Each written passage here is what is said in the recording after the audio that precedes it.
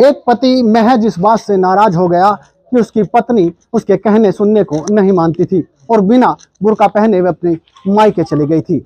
उसने उसे मौत के घाट उतारने का प्लान बना लिया। उसने अपनी ही बीवी को चाय के बहाने से आंगन में बुलाया और गोली मारकर उसकी हत्या कर दी। जब गोली की आवाज सुनकर उसकी बड़ी बेटी भी मौके पर पहुंच गई तो हत्यारे ने अपनी बेटी को भी गोली मारकर मौत के घाट उतार दिया। उसके बाद उसकी छोटी बेटी भी मौके पर पहुंची। जब वह शवों को आंगन में बने शौचालय के गड्ढे में दफना रहा था, उस दौरान उसने अपनी छोटी बेटी का भी गला दबाकर हत्या कर दी और घटना को छुपाने के इरादे से गड्ढे को मिट्टी से भरकर ढककर उसके ऊपर फर्श तक लगा दिया। इस घटना को जब एक सप्ताह बीत गए तो उसके बच्चों ने अपने दादी बाबा से अपनी अम्मी और बहनों के गायब होने की बात बताई, जिससे फारूक ने बहाने बनाते हुए कहा कि वह उन्हें किराए के मकान पर रख रहा है।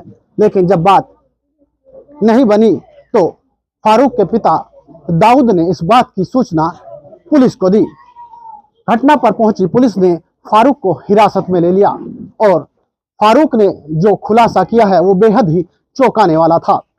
बकौल फारूक का कहना है कि उसकी पत्नी पिछले कुछ दिनों से उसके कहने सुनने में नहीं थी और वह उसकी बात नहीं मान रही थी, जिसके चलते वह उसे बिना बताए बिना बुर्का पहने ही उसके अपने मायके में चली गई थी।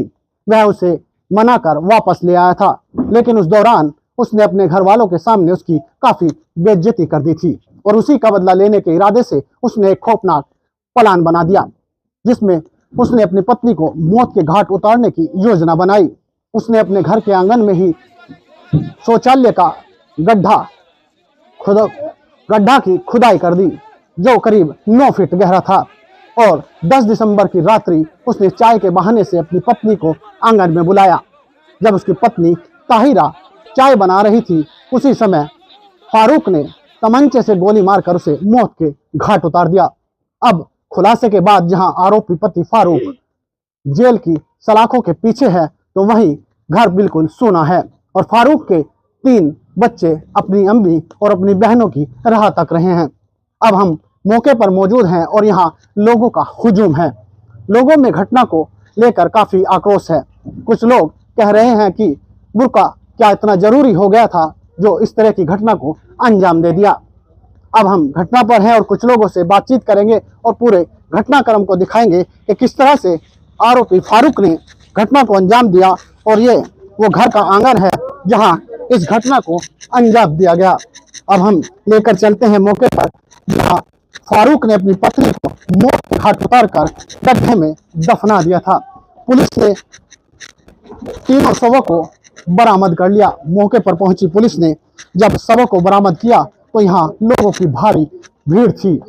यह वो गड्ढा है जिसमें फारूक ने अपनी पत्नी ताहिरा और अपनी बेटी सहरीन और आफरीन को मौत के घाट उतारकर दफना दिया था। जब शवों को बाहर निकाला गया तो हर कोई इस सकते में था कि क्या फारूक के लिए बुर्का इतना जरूरी हो गया था कि अपनी पत्नी और बच्चों को भी मौत के घाट उतार दिया। अब पूरा कमरा उसका क्योंकि फारूक अब जेल में है और उसके बच्चों को अभी तक पूरी घटना के बारे में यह जानकारी भी नहीं मिली है कि आखिर उनके साथ क्या हुआ है। एक हंसता खेलता परिवार पूरा उजड़ गया। यह पूरा घर है जहां फारूक अपनी पत्नी और बच्चों के साथ रहता था। फारूक के 5 बच्चे थे और अब उसके 2 बेटियां जो मौत के घाट उतार दी गई हैं, अब उसके 3 बच्चे बाकी बचे हैं। यहाँ मोहल्ले वालों का हुजूम है।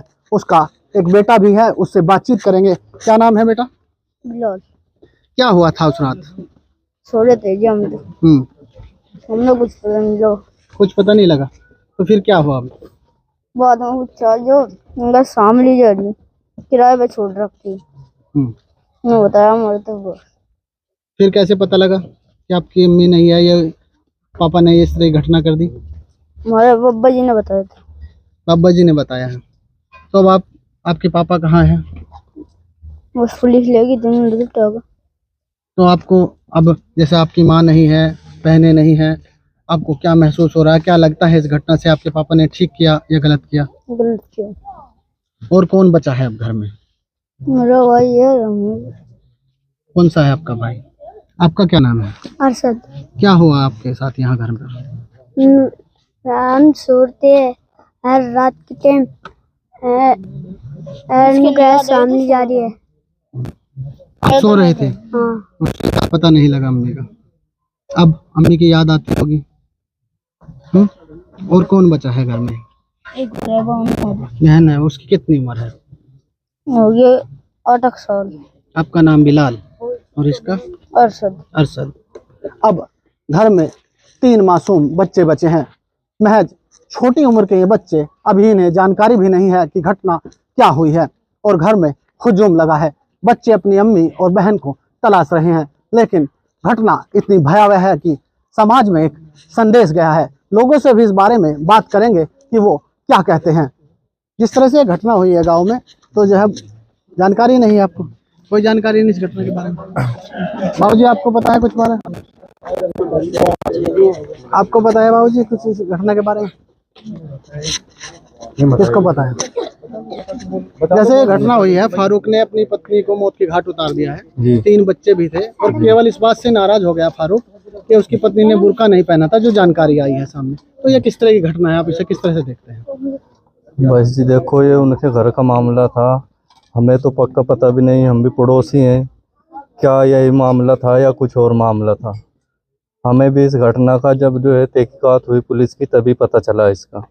मतलब जिस तरह से जानकारी सामने आई है कि बुर्का नहीं पहना, इस बात से नाराज हो गया, अपनी पत्नी को मौत के घाट उतार दिया, अपने बच्चे मौत के घाट चर्चा उतार तो दिए। देखो जी यही चल रही है, बाकी और पक्की बात का हमें पता नहीं कुछ भी। तो जिस तरह से ऐसी घटना को अंजाम दिया, तो गांव में किस तरह का माहौल है? बुरी बात है जी, बहुत पूरे गांव को अफसोस है जी, इस चीज का दुख है पूरे गांव को। जो भी हुआ बहुत बुरा हुआ। उनके बीवी बच्चे थे, वो हमारे भी घर में माँ बहन है, सब है। अगर कोई हमारी बहन बेटों के साथ में ऐसा करे तो हमें भी दुख आएगा उस चीज का। बहुत बड़ी दुख की बात है। क्या घटना हुई है, क्या जानकारी है? क्या घटना हुई है, कोई जानकारी है? क्या घटना हुई है, कोई जानकारी है? यहाँ लोगों का हुजूम है, लेकिन कोई भी इस घटना पर ज्यादा बोलने को तैयार नहीं है और घर में अब सन्नाटा पड़ा है। लोगों की भीड़ है और बच्चे अपनी माँ और अपनी बहन की राह तक रहे हैं।